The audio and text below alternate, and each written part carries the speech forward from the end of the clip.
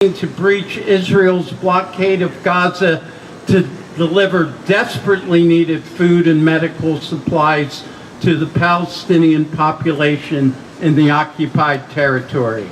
Our speaker, who is a member of Veterans for Peace, served in the United States Air Force as a technical sergeant for 20 years. He crewed on a flotilla ship with other U.S. military veterans, sailing from Barcelona, Spain to Tunis, Tunisia, where he left the flotilla after fellow crew members expressed concerns for his health. Today's presenter is a longtime peace and justice activist from Glenside, Pennsylvania, who has been active in the local movement to end Israel's U.S.-funded genocide in Gaza for over the last 2 years. He is a proud member of Code Pink Philadelphia, and working with and through Code Pink Philly, he played an instrumental role in persuading U.S. Representative Madeline Dean to co-sponsor the Block the Bombs Act, H.R. 3565. Please give a warm welcome to Ed Doogan.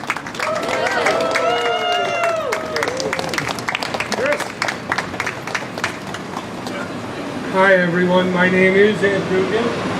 I'd like to thank Terry Rumsey and the members of Fridays at Fettermans.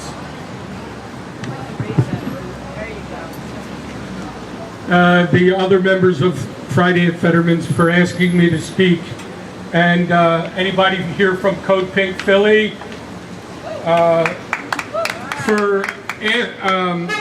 for amplifying the message of the Palestinians on my behalf. And to be honest, they did the hard work convincing Madeline Dean to change her mind about supporting the Ban the Bombs Act, as I was still out of the country when that happened. It's good to see you all. In the early days of this current crisis, it was a lonely job advocating for Palestine, and now we have many more people joining us. I recently gave a similar speech, and I have to tell you, somebody actually booed part of my speech, but I promise you I will not be offended because parts of my speech deserve to be booed. I come from a large military family. I served for 20 years in the United States Air Force, as Terry said. My cousin Sean was an Army combat veteran in the Iraq-Afghanistan wars. My uncle Ed, who I was named after, served in the Marine Corps Reserves. His brother, my Uncle Al, served as an Army combat veteran in Vietnam. And my grandfather, as part of what we like to call our greatest generation, served in the United States Army during World War II. It absolutely disgusts me as someone who comes from that background that in 80 years, the span of one lifetime, we have gone from hanging people who commit genocide at Nuremberg to aiding and abetting people who commit genocide in Gaza. Thank you.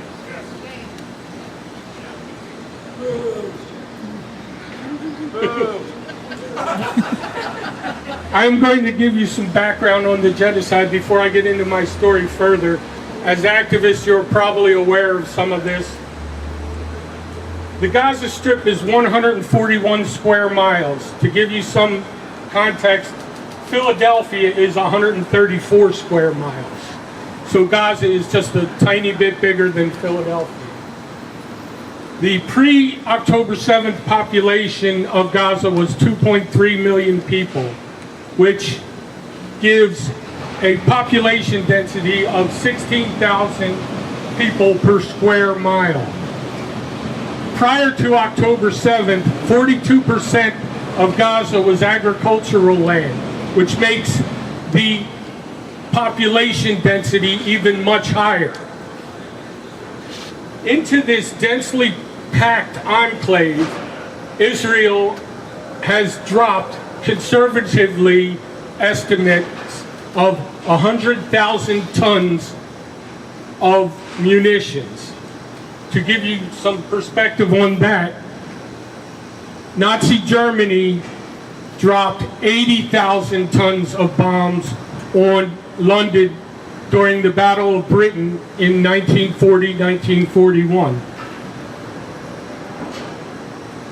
Israel has been illegally occupying Gaza and the West Bank since 67. I was 3 years old at the time. You can see I'm not 3 years old anymore. It's been over 50 years.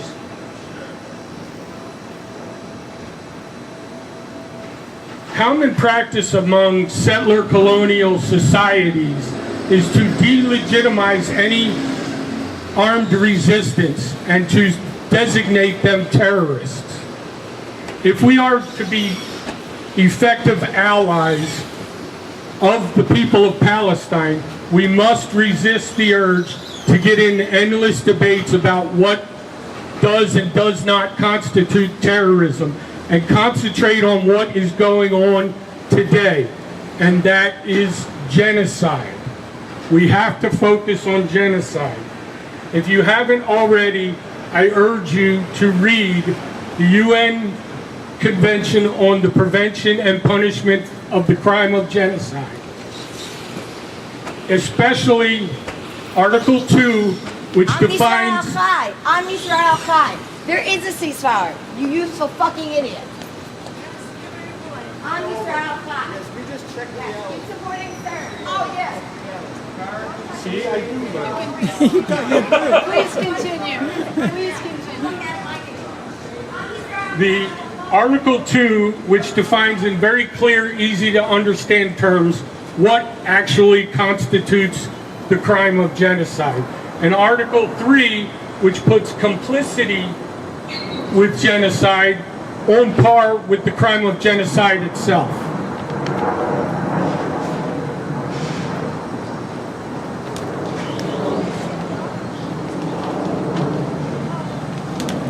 For the last 2 years, not a day has gone by that I haven't been haunted by the children of Gaza.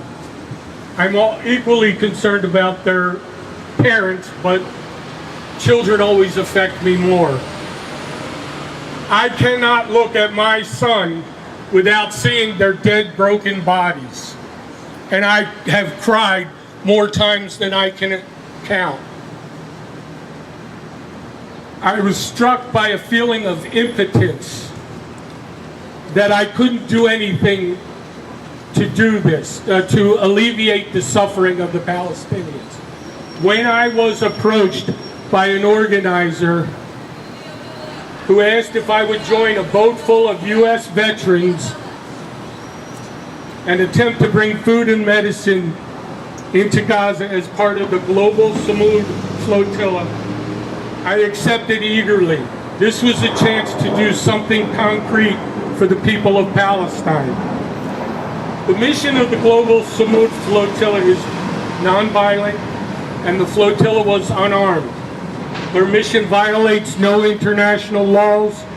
We actually had to take an oath that all our actions would be nonviolent.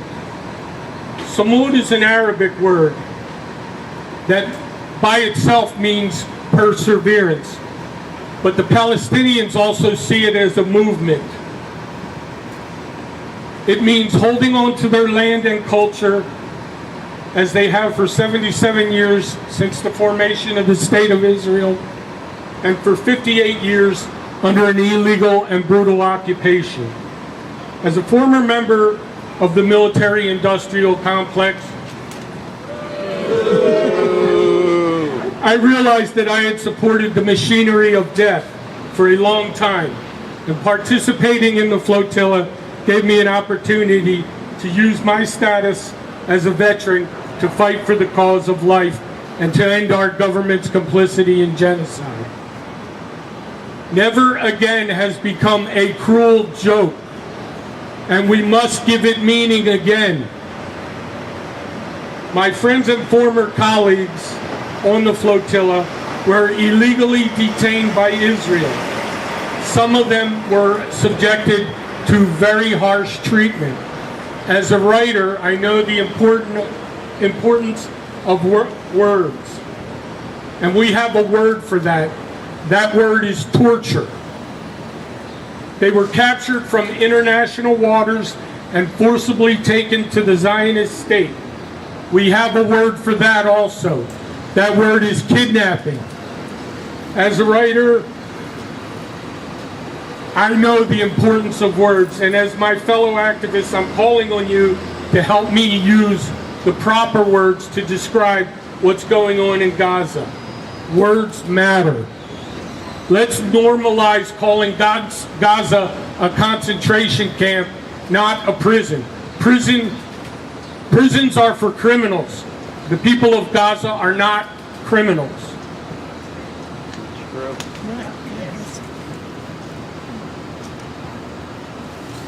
Sorry, it's taking me a while to turn the page.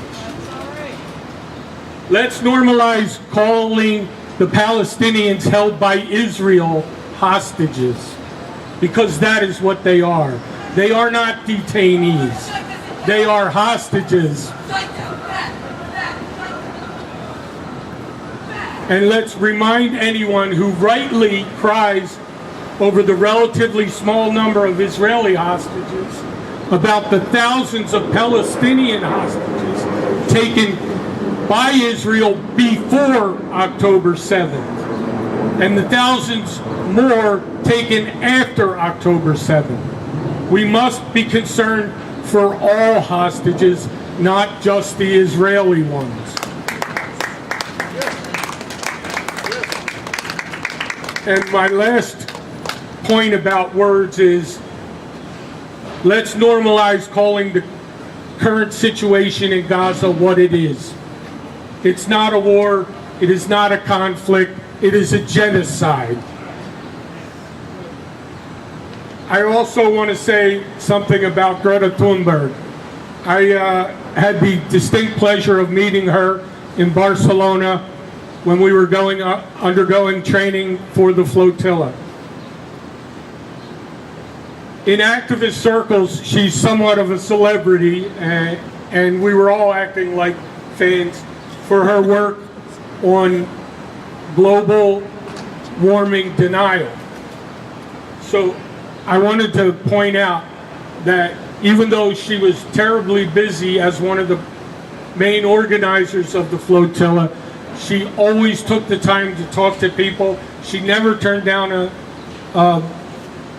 selfie opportunity,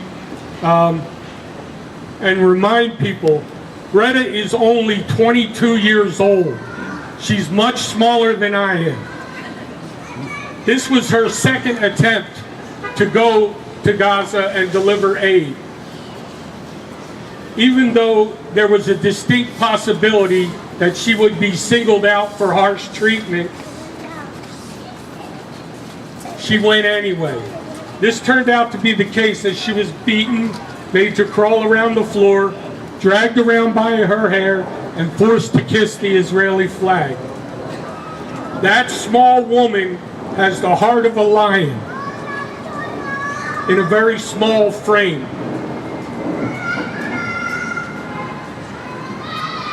And she, as I said before, she has vowed to try again and to keep going until the siege is broken and the genocide is ended. Her courage is matched by all the members of the flotilla that I personally met.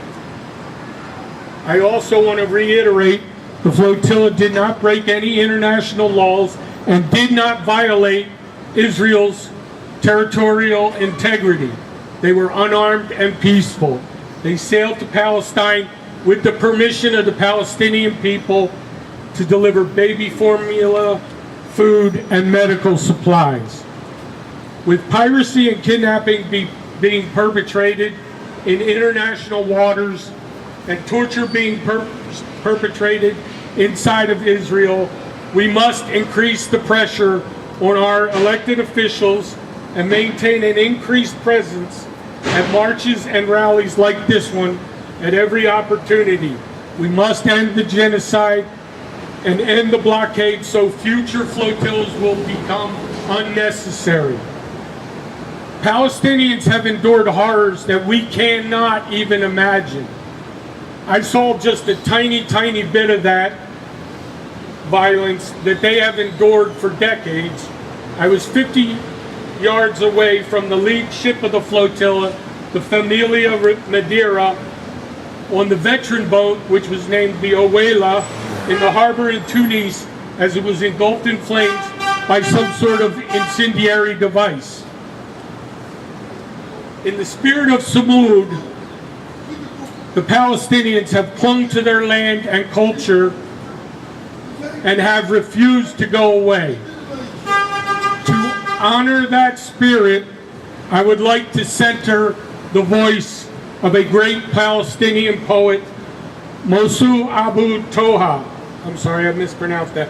Mosa Abu Toha, who was born in the Al-Shati refugee camp in Gaza, in the Gaza Strip. And in the early days of the genocide, he left his home in Beit Lahia with his family for the Jabalia refugee camp. He was later allowed to immigrate to the United States because one of his children is an American citizen. The title of this poem is called "We Are Looking for Palestine." The sun rises and moves around. It sets to visit other places.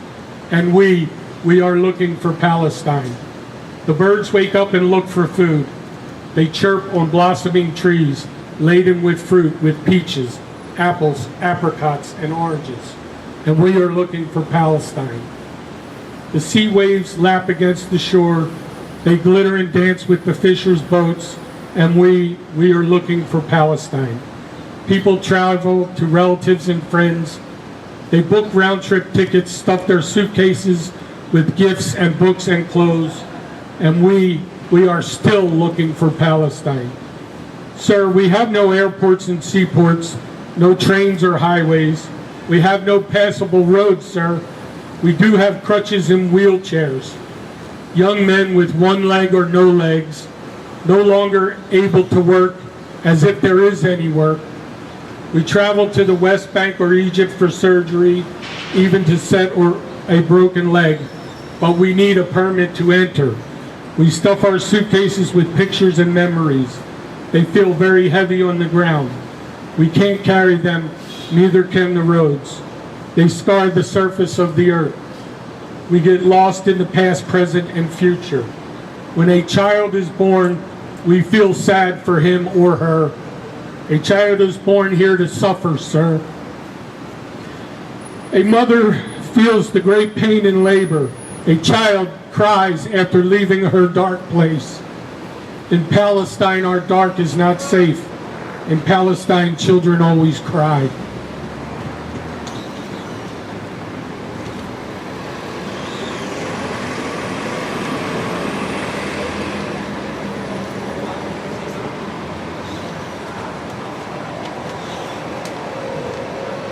If we want to travel, we leave many times.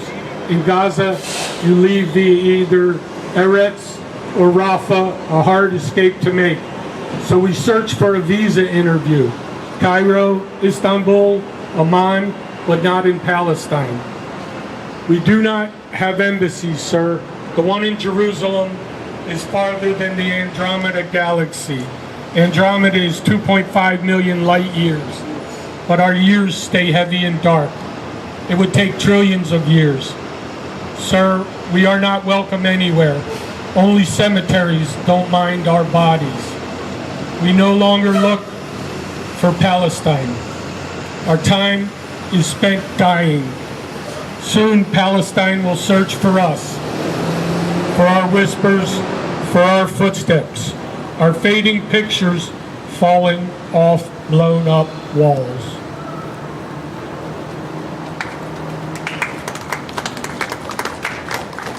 We, as feeling, caring human beings, cannot let this happen. And I challenge everyone here today, in the morning when you wake up, Look directly into the eyes looking back at you from the mirror and ask yourself this question. Am I doing everything that I possibly can to end this genocide? The Palestinians don't need us to save them. They need us to give them the opportunity to save themselves by ending our government's complicity in this genocide. In closing, I would like to end on a note of hope. Israel has lost. Yes, you heard that right. Israel has already lost. That is due to millions of people like every one of you the world over. Sorry, I meant to turn that off. You, as part of those millions of people, now see Israel as the barbaric, genocidal, apartheid state that it has always been. Israel has passed the point of no return. Israel will always, from now on, be a pariah in the eyes of decent people the world over. In the language of my people, who also suffered a genocide at the hands of a colonial oppressor, Sir Saddam Palestine, freedom to Palestine. Thank you.